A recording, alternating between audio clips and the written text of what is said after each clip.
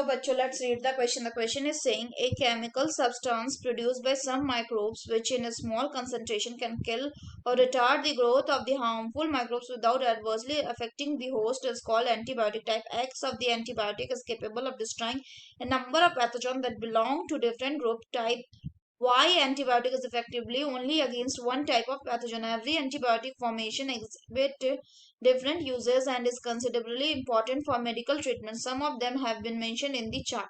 पहला है क्रोमेफिनेकॉल, सोर्स इसका ए है डिजीज टाइफॉइड ओफिंकॉप.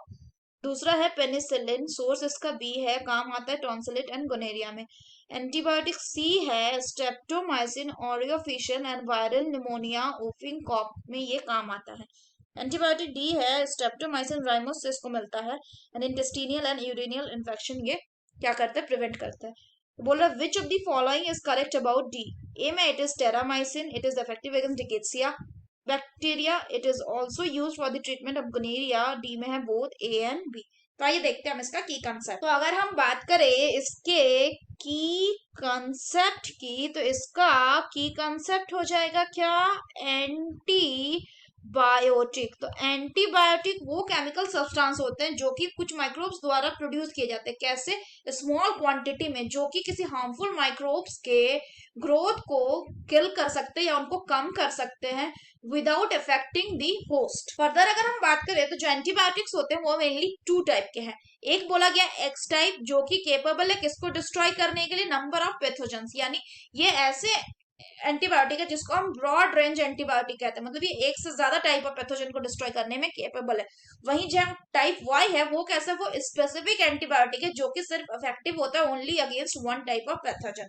तो अब अगर हम गिवन एंटीबॉडीज की बात करें, अब अगर हम गिवन एंटीबायोटिक्स की बात करें, तो जो एंटीबायोटिक्स गिवन है, पहला है आपका क्लोरा में फिनेकॉल. क्लोरामेफिनेकॉल जो है ये किसके अगेंस्ट काम आता है, ये काम आता है टाइफाइड ओपिंकॉप जैसे डिजीजेस के अगेंस्ट. एंड इसको हम ऑब्टेन करते हैं किससे, it will be obtain from Streptomyces Venezuela. और अगर हम बात करें स्ट्रेप्टोमाइसिस वेनेजुएला की, तो ये इससे क्या मिलता है, इससे हमें मिलता है क्लोरामोफेनेकॉल. नेक्स्ट बोला गया है आपका पेनिसिलिन. तो ए हो जाएगा स्ट्रेप्टोमाइसिन वेनेजुएला. तो पेनिसिलिन को हम किससे ऑब्टेन करते हैं, अगर हम बात करें तो इसको ऑब्टेन किया जाता है फ्रॉम पेनिसिलम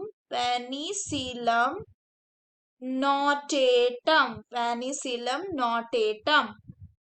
एंड ये काम आता है diseases like tonsillitis, sore throat, gonorrhoea, rheumatic fever etcetera. Next बोला गया है सी कोई एंटीबायोटिक्स है जिसको हम ऑब्टेन करते हैं किससे, जिसको हम ऑब्टेन करते हैं स्ट्रेप्टोमाइसिस ऑरियोफिशियल से.